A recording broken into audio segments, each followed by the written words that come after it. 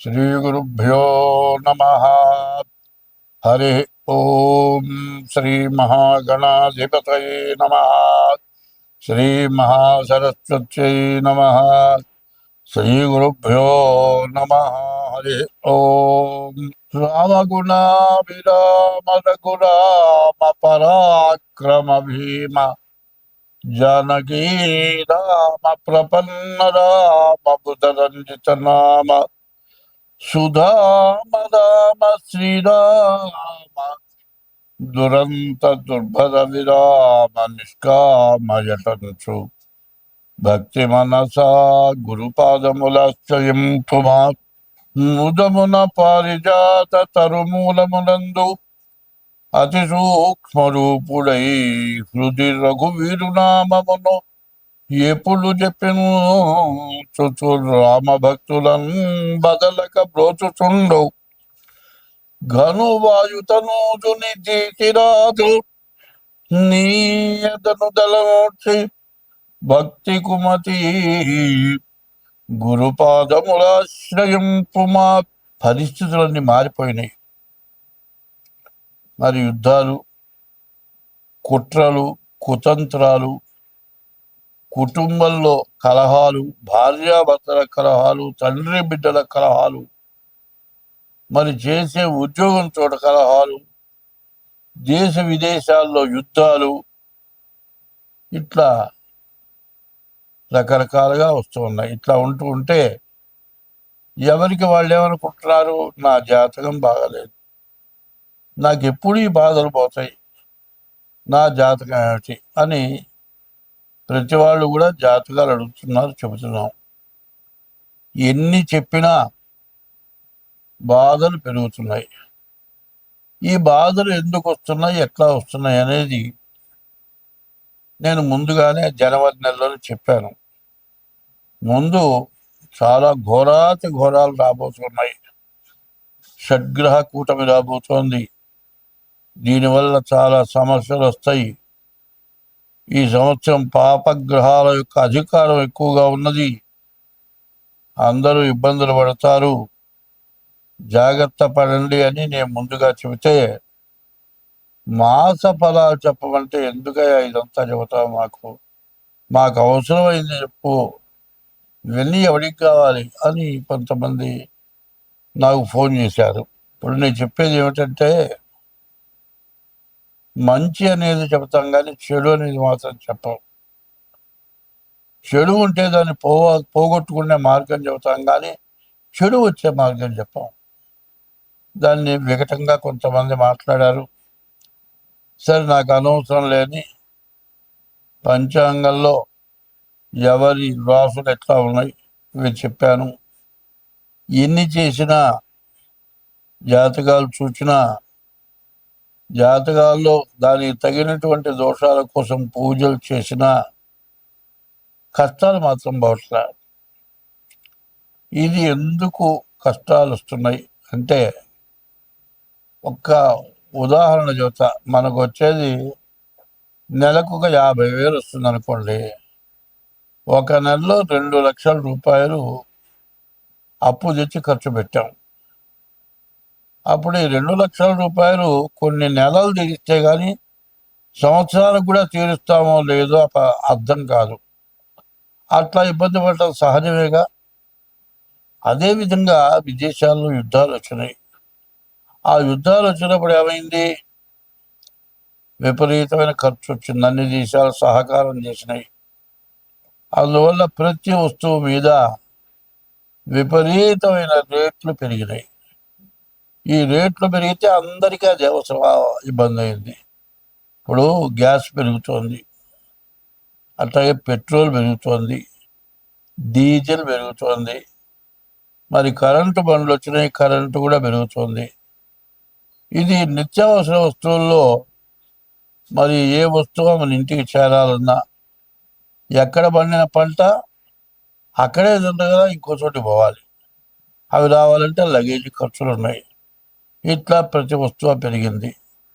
దీనికి తోడు విపరీతమైన వరదలు 2 నెలల పాటు ఒక రోజంటూ ఖాళీ లేకుండా, ఒకరోజు ఖాళీ ఉన్నా ఇంకో రోజు బాగా పగలు లేకపోతే రాత్రి, రాత్రి లేకపోతే పగలు, ఈ విధంగా విపరీతమైన వర్షాలు, వరదలు, దీనివల్ల బీభత్సం అంతా కుళ్ళిపోయి కొన్ని జీవరాశులు నీళ్ళలో పడి చచ్చిపోయి, నదులు పొంగిపోయి, దీనివల్ల రకరకాలైన వ్యాధులు వచ్చి దోమకాటు పెరిగి, మరి తిండి వరకే కష్టంగా ఉంది. ఇప్పుడు ప్రైవేట్గా పని చేసుకునే వాళ్ళు ఉన్నారు, బజార్లో బండి పెట్టి టిఫిన్ బండి వేస్తాడు. ఈ వర్షానికి వేసినా అమ్ముడు పోదు.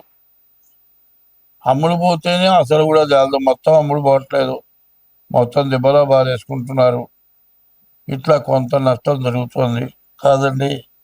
ఎక్కడో టిఫిన్ చేస్తే ఎవడికో వాంతులో విరోచనాలు వచ్చినాయి, బలాంతో టిఫిన్ చేస్తే వచ్చిందని ఎప్పటికైనా మొత్తం బంద్, హోటల్తో సహా బంద్. ఇట్లా అయితే ఏమవుతుంది, డాక్టర్లు ఏం చెబుతున్నారు, వండింది వండినట్లు ఇంట్లోనే వేడి ఆహారం తినండి, కాచిన నీళ్లు తాగండి చెబుతూ ఉంటే, తిండి తింటే ఖర్చు కంటే వ్యాధికి ఎక్కువ ఖర్చు అవుతుంది. ఇంటి యజమానికి వ్యాధి వస్తే వాడి ఇంట్లో కూర్చుంటే వాడి సంపాదన లేకపోతే ఇంకా ఖర్చు పెరుగుతుంది. ఇట్లా రకరకాలైన బాధలు పడ్డాం. ఇవన్నీ ఎందుకు వచ్చినాయంటే, మనకు ఒక్క దుర్గుణం ఉంది, మనకంటే పైవాడిని చూసి మనం ఎట్లా బాగుపడతాం, వాడికంటే మనం ముందుకు ఎట్లా పెడతాం, ఇది ఒక ఆలోచన. అనుకుంటే అయ్యే పనే కాదు. ఎవడైనా సరే బాగుండాలి అనుకుంటే మనకంటే తక్కువ వాడిని చూసి, అయ్యో వాడికంటే మనం బాగున్నాం, మనంతుంటూ ఒక పూటన వాడి పెడదాం అనే ఉద్దేశం మనకు కావాలి. ఇప్పుడు అట్లా లేదు. ప్రతి వాడికి మనకంటే ఎక్కువగా ఉన్న వాళ్ళలాగా మనం కావాలి, మనం ఎక్కువ సంపాదించుకోవాలి, బాగా ముందుకెళ్ళాలి. ఇట్లాంటి కోరిక వల్ల అందరూ నష్టపడుతున్నారు. అదే కాదు, ఒక ఉద్యోగి ఉన్నాడు, ఒక పెద్ద ఒక కంపెనీ ఏదో వ్యాపార సంస్థలో పనిచేస్తున్నాడు గుమస్తా, వాడికి నెల జీతం మొత్తం ఇవ్వరు, నెల 15 రోజులు అయిన తర్వాత ఇస్తారు. ఆ నెల 15 రోజులు అయిన తర్వాత కూడా 20 రోజులు ఉచితం ఇస్తారు. పోయిన నెల 15 రోజులు, ఈ నెల 15 రోజులు, 30 రోజులు జీతం ఆపుకుంటాడు. ఇట్లా జీతం ఆపుతూ ఆపుతూ ఆపుతూ ఒక 4 నెలలు, 5 నెలలు, 6 నెలలు జీతం ఆపుతాడు. తీరా జీతం ఇవ్వయా, నీ ఇష్టమైతే ఉండు లేకపోతే పోవయా అంటాడు. పోదామంటే 5 నెలలు, 6 నెలల జీతం రావాలి, ఇంకా ఇస్తాడు, ఇంకా ఇస్తాడు, ఇంకా ఇస్తాడని వీడు ఎదురు చూస్తాడు. చివరికి ఏం చేస్తాడు, వేరే కంపెనీ పెడతాడు, ఇంతమందిని ఎగ్గొట్టేస్తాడు, వీళ్ళ డబ్బులు మొత్తం మిగుల్చుకుంటాడు. ఈ విధంగా దురాగతంగా సంపాదిస్తున్నారు. సంపాదించేవాళ్ళు దుర్మార్గంగా సంపాదిస్తున్నారు. మరి నెల జీతానికి పనిచేసి కష్టపడేవాడు, వాడికి జీతాలు రాక ఉద్యోగం పోయి ఎట్లా బతకాలి, ఇట్లాంటి పరిస్థితులన్నీ వచ్చినాయి. ఇవన్నీ పాపం కాదా? మనకంటే చిన్నవాడు, వాడికి వచ్చే జీతం నెల చాలదు, వాడి జీతం కొడితే వాడు ఏం చేయలేడు, వాడి ఉద్యోగం పోయింది, మళ్ళీ ఉద్యోగం ఎత్తుకు ఉండేప్పుడు నెల 2 నెలలు పడుతుంది, వాడు ఏడుపు కొడుతుంది, వాడి పిల్లల ఏడుపు కొడుతుంది. మరి అంతా కూడా నువ్వేమన్నా బాగుపడతావు, బాగుపడవు. ఇట్లాంటి పాపం అందరికీ చుట్టుకుంది. మరి ప్రతి చోట ఇదే సమస్య, ఎవరికి వాళ్ళకి స్వార్థం. ఈ స్వార్థం ఇట్లా పెరిగి పెరిగి బంగారం కొనాలి, ప్రతి వాళ్ళు బంగారం కొంటున్నారు, బంగారం విపరీతంగా పెరిగింది. ఇట్లా తయారైపోవటం చేత చాలా బాధలు ఎక్కువైనాయి, అనారోగ్యాలు ఎక్కువైనాయి, మనశ్శాంతి లేకుండా పోయింది. ఇది ఎట్లా పోతుంది? ఎవరికి వాళ్ళకి అది బాధ. తర్వాత కంపెనీ ఎత్తేసేసి వీళ్ళ నిలగొట్టి వేరే కంపెనీ పెడదామంటే మధ్యలో గ్యాప్ వస్తుంది. ఆ మధ్యలో గ్యాప్ వచ్చి మళ్ళీ నువ్వు కొత్త వ్యాపారం పెట్టంగానే పాతవాళ్ళ లాంటి వాళ్ళు పనిచేసేవాళ్ళు నీవు దొరకరు, నీ వ్యాపారం కుంటుపడుతుంది. 25వ సంవత్సరం అక్టోబర్ నెల 10వ రాశి మకర రాశి. మకర రాశికి ఏళ్ళనాడు శని అయిపోయింది మార్చి 30తో. కానీ శని వక్రించాడు. నవంబర్ 27 వరకు కూడా మీ పరిస్థితి పూర్తిగా బాగాలేదు.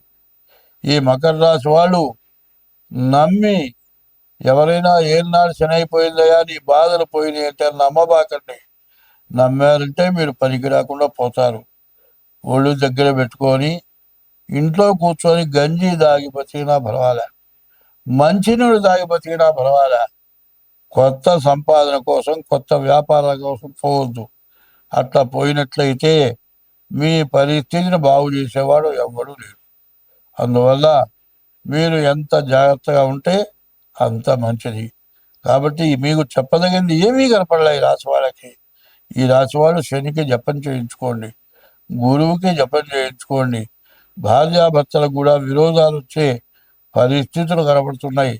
కానీ కొన్ని గ్రహాలు బాగున్నాయి. కానీ మీ జాతక రీత్యా ఎట్లా ఉందో చూసుకొని మీరు తగిన శాంతి చేసుకుంటే మరి బుధుడు, రవి, కుజుడు, శుక్రుడు వీళ్ళంతా కూడా బాగున్నారు.